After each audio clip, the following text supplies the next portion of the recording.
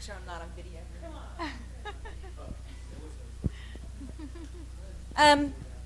So for the next presentation, we're going to be hearing from Kristen from the Middlebury Institute of International Studies.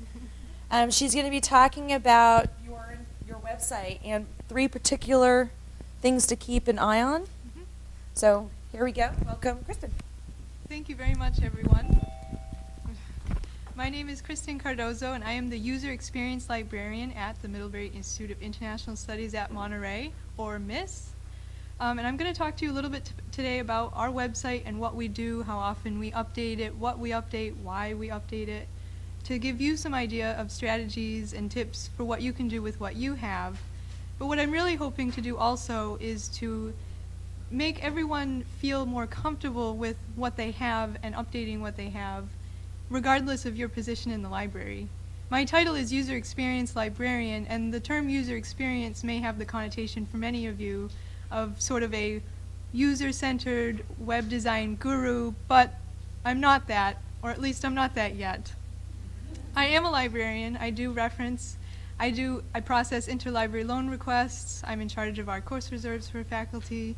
So updating the web is not what I do full-time. So I hope that I can encourage all of you to keep your content current and consistent, and to keep it user-centered, but not at the expense of staff.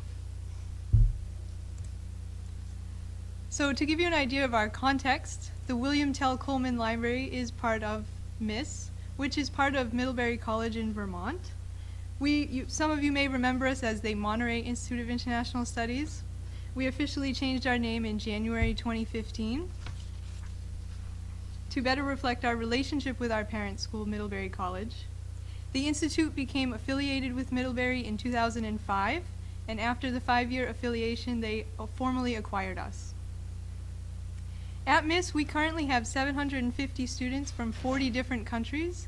It is truly an international context. Even those students who are domestic have international experience of some sort, as do a lot of the faculty and staff. In the library, we have 7 full-time staff, almost all of whom are professional librarians, which I think is an excellent asset for our users. We have 1 part-time librarian, 1 on-call substitute who can help fill in when people are sick, and we have a team of students who work at our front desk, and that can be anywhere from 10 to 20 students at a time. Almost all of our students are graduate students, and they are pursuing professionals' master's degrees in fields such as language teaching, non-proliferation, translation and interpretation, sustainable development, and international policy and management. So a little bit more about our website itself. The library's website is part of the Institute's website. The Institute uses a content management system called Drupal, and we are on version 7. The nice thing about Drupal is that you do not need to know how to code, so you don't need to know how to use HTML or CSS. That means you're also somewhat restricted with what Drupal offers you, but all you need to do is input the content, and you do have some control over the arrangement and the structure and the look and feel as well. For our library management system, we are using Innovative Interfaces Millennium. So when we do update our online library catalog, we use the Millennium module. We currently have 4 library staff who have editing permissions. These editing permissions are managed by the Institute staff that is in charge of the website as a whole. But like I said, we have a lot of control actually over the library's website, and we do make use of that. There is some input from faculty in terms of content that goes on our research guides. That said, I'm going to show you our website, and we are currently undergoing a complete redesign of the Institute's website, so it may look completely different from what I'm going to show you soon.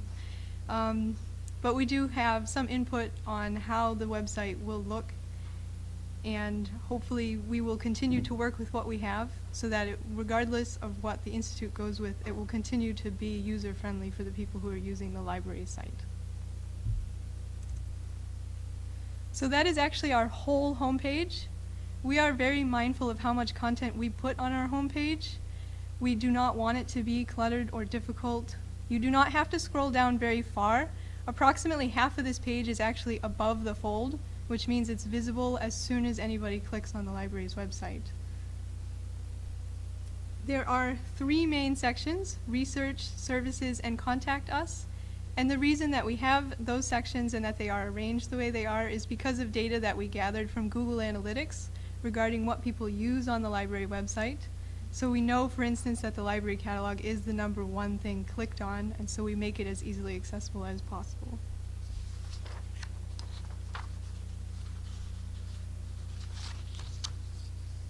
I have to say that if you look at this website, I did actually just add 2 Pinterest buttons yesterday, so it will look slightly different than the picture that I've taken here. And I will talk about why I did that and what's going on with our social media page soon. On our homepage, we have something in Drupal called a sidebar, and there are 4 main sections to our sidebar. There's the menu, which only has 3 items: about the library, library hours, and library staff. This menu used to be a lot longer, and we decided to reduce it because a lot of the information in the menu was duplicated on the main page. And we felt that that was very confusing for our users. Even for me, when I was demonstrating to people how to navigate the website, I'd be saying, well, you can access Interlibrary Loan here, or you can do it over here, or you could also do it over here, and I realized that I was losing them. So we made it as simple as possible and what they actually need. The Today's Hours box under that is a Google app for Drupal, and so it is dynamic. I do not need to update Today's Hours every single day. It pulls from a Google Calendar, and so I only have to update it when our hours change, which is usually each semester, so about 4 times a year. Underneath that, we have our new resources section, which is new to our website this semester. We subscribe to a new app called Browsing, and they have a very lovely visual icon that we wanted to highlight on our website in a way that we couldn't really do elsewhere. And so we decided to put it in the sidebar where it's very visible. And if our users click on it, they're immediately taken to the Miss Browsing page. We're hoping to change that about once a semester as well. And underneath that, we have a Facebook feed, which is also a Drupal app. And so it pulls directly from our Facebook as soon as we update it. And we find that people really do use our Facebook. So we like to have it visible in that way.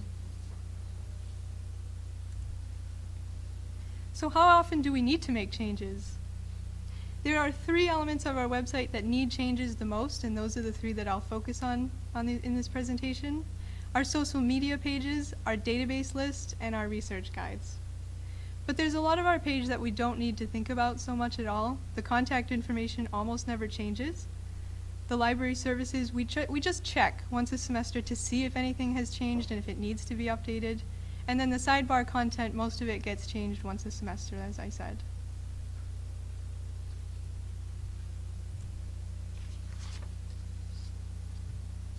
So I'm going to start with social media. One of the things that we found, actually, is that we didn't need to be on every platform that's out there. And so we decided to cut some of the things that we had. We originally had a blog. We decided that it wasn't worth the effort. People weren't reading it. We had a Twitter feed. We found that really it just duplicated the Facebook feed, and that's where our users really were. So we decided to focus more of our efforts on the Facebook page itself. So I want to say, with the website, less is more, and it's okay also to weed your content on your website just like you would in your library. It makes things easier to find, clearer, and it's important to make sure that we do that online as well. So here is our Facebook page, as seen from the staff view when you log in.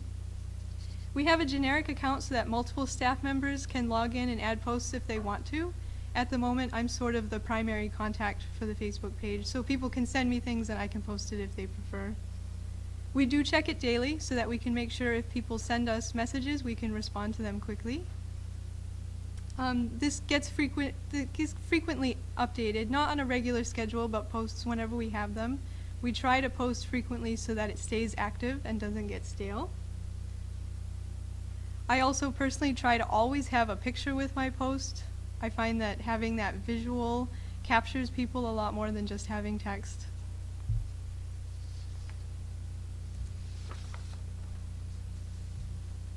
One of the things that I like about using Facebook is that when I log in, I can actually see how many people have seen our posts, which gives me a very quick and easy way to tell what kind of posts work and that I should continue doing, and which ones we should stop doing, or maybe communicate that information in another way. So what we found has worked, for example here, posting about upcoming events. a recent Authors Hour event that we had was seen by 316 people. Considering that we only have 750 students, we consider that very good. Student-centered posts work really well too. A lot of the time we think we're going to keep telling people about the library itself, what books we have, what we're doing, but actually they want to hear too about what they're doing. And so one of the things that's been very popular in the library this semester, we set up a puzzle table so that people who are in the library for a long time and studying can take a break and they can work on the puzzle. And so I posted a picture of the completed puzzle, and it reached 526 people, and it is the highest viewed post that we've had since we started Facebook in 2012.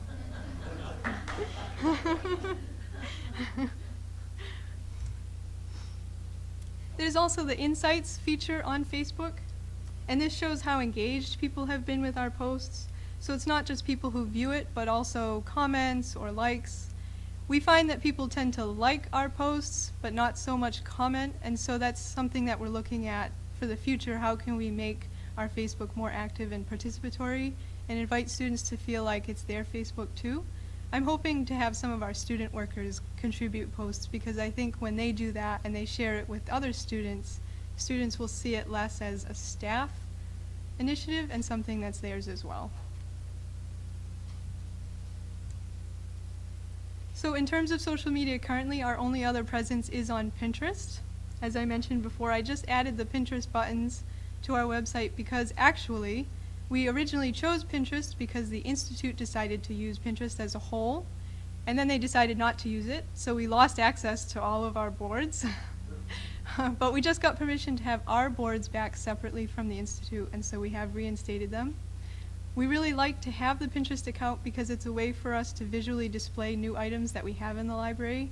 The DVDs in particular are very popular, but we like to highlight the new books too because we don't keep the book jackets. And so if you come into the library, you can't see the book jackets.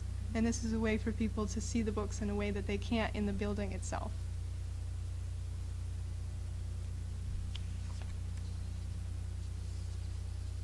And I should mention too that the Facebook page is currently only updated by staff, although as I said, I'd like to change that. But the Pinterest board is actually mostly maintained by a student who works in our acquisitions department. And so she takes pictures of all the items when they come in and she uploads them herself. And it's nice to have that student involvement in our pages. And so I'd next like to talk about our database list. As an academic library, we offer access to a lot of different research databases, some of which are very specialized because of our programs and we're at the graduate level. In the age of Google, and during a time when database vendors are trying to compete and fight illegal free downloading of journal articles, it is really important for us to make these databases accessible as we can and to communicate what we have.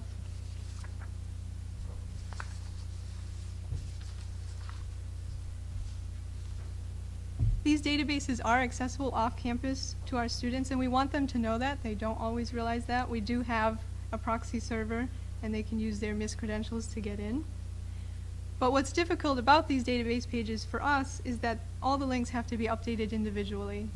So they are not dynamic. We have to make sure that whenever we add a new database, that we actually add the new link to each section that that database is listed on our website. A student who comes across a broken link in one section is not going to think to go to another section to try the link over there to see if it works. So on our database homepage, we have 3 sections: the full list of databases, which just lists them all, as well as a short description of what they are. There's the alphabet string that allows you to click on the database that you know you want already, for example, J for JSTOR.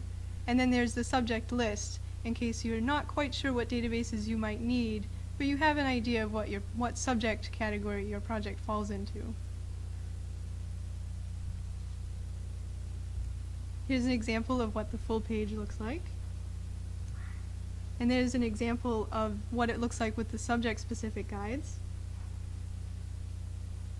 So it's important to make sure that we add the link anywhere on our page that it's listed. However, I want to mention too that actually when you identify that you have different places where things need to be updated, it can actually make it quicker for you. Because we know, for instance, that there are 3 places that it needs to get updated, and because we know that already, it only takes a few minutes of our time. And so part of keeping content consistent is sort of identifying what you have when you start so that you know what you need, where you need to update everything.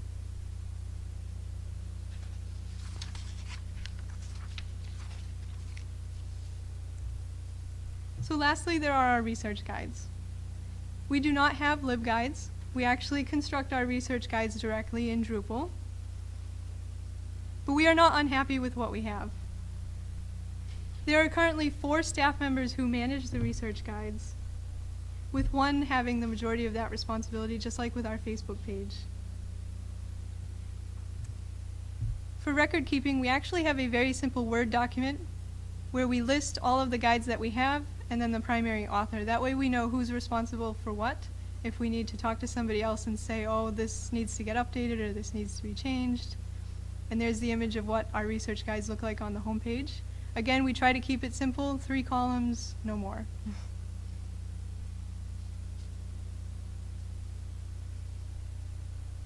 It is very important that the research guides be kept not only current, but also consistent. We want users to be able to easily navigate through the guides, especially since we know that many of our students are stressed or anxious when they get to these guides. They're not here to look for things for fun like they might be on our Pinterest page with the new books and the DVDs. They're here because they have a specific need, and they do not want to spend time trying to figure out how our website works. They just want to figure out what they need for their project. So here's a sample page of one of our research guides, and it shows the hierarchy that we have set up for all of the guides. Not all of the guides have the same sections, but for whatever sections they have, they must be used in this order.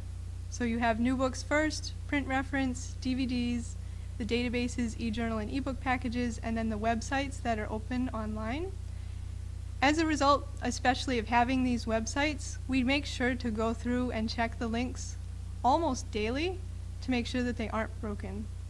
Because it is very, very frustrating for our students when they come across a broken link. They don't look at any of the rest of the guides if they find a broken link. And the other thing here, we have the hierarchy, we also have the formatting. The formatting is standard. You have to use these blue headings. They have to be in this order, and you have to use the same format for how you list a book, how you list the author, how you list the call number. That way, when a student goes between different guides, they don't need to think about, okay, I just saw the database is over here, but now on this guide, I can't seem to find where they are. Everything is the same.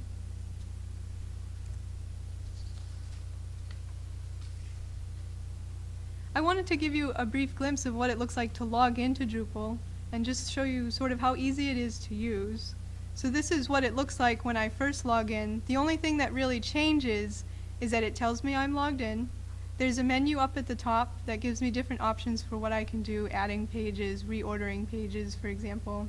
And it also shows some hidden files. So you can have content on your website that is hidden from users that you can then play around with, or you can just make invisible for a while, make visible again later on if needed.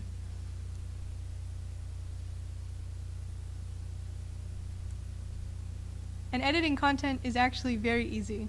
So this is what it looks like when I go into edit mode.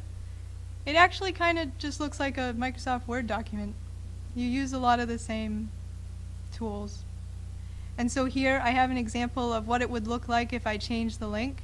It is somewhat time consuming to check the links, but we generally, because we check it so often, we don't find so many broken links. And then it doesn't take that much time to edit the link at all. I highlight the link, I click on Insert Edit Link, and then I just copy and paste it, update it, save it. That's it. So even though both our database list and our research guides require frequent updating, that doesn't mean that it's prohibitively time-consuming or that it requires a great level of expertise.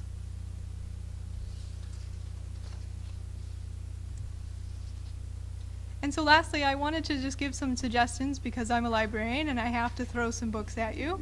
For 3 different books that I have found helpful in terms of website using, research guide design, and also as the user experience librarian, just how people are thinking about the library in general, how they think about the building, how they're approaching the library in general.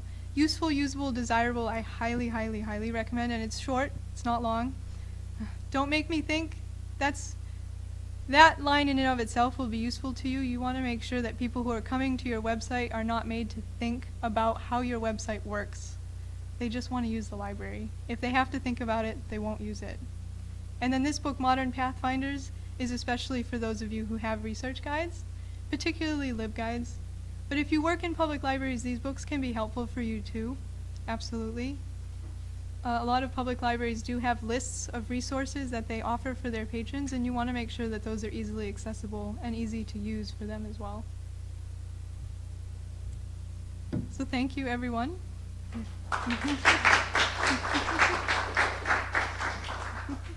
have any questions for Kristen? I actually had one. On one of Okay. your on one of your slides, you referred to something called digital pulp. Yes. What is that? Digital Pulp is the company that Miss has hired to work on its new website. Thank you. And they have worked on academic websites as well as a lot of other websites, so we are looking forward to working with them. And we do have some input. They've been doing user survey groups, so. We have a question over here. So I was wondering why you have your database list so many places. I mean, why not just have them in the research guide and then have those research guide pages appear on your website? It's a good question, especially when I mentioned earlier that we didn't want to duplicate information on our homepage. But we decided with the databases in particular that we did want to duplicate information. Part of it goes back to the fact that that word doesn't always mean something to our users. And so we try to be in as many places as they are, because the databases can be difficult to use. We don't want them to go to Google, and so we try to make as many links as possible wherever they may be, especially because we think that they may not go to all the different places. There are plenty of students who don't use the research guides at all. There are also faculty members, for instance, who don't need the research guides, but they do need the databases, and so we do try to think about them as well.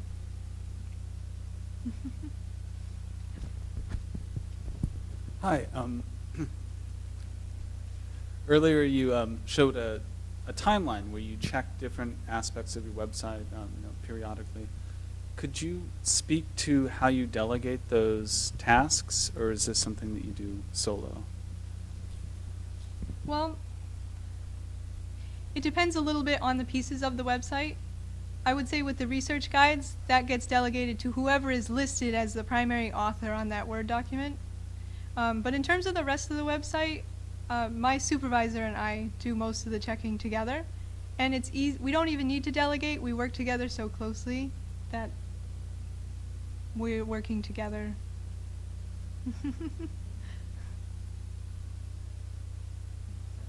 Thank you. Thank you.